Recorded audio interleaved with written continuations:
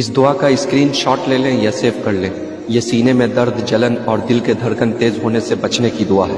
اس کو کیسے پڑھنا ہے آخر تک ضرور سنیں۔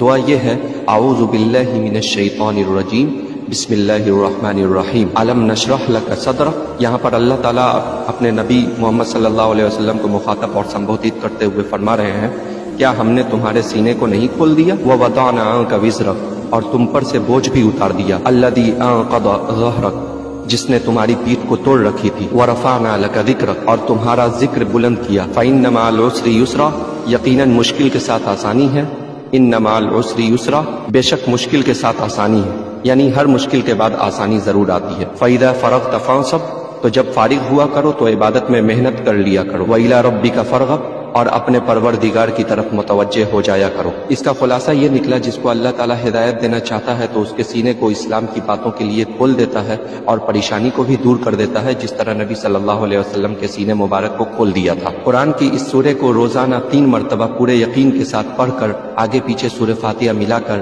اپنے سینے کو دم کر لیں اور پانی میں دم کر کے پی بھی لیں۔ ہر قسم کے سینے کے درد سے آپ کو شفا مل جائے گی۔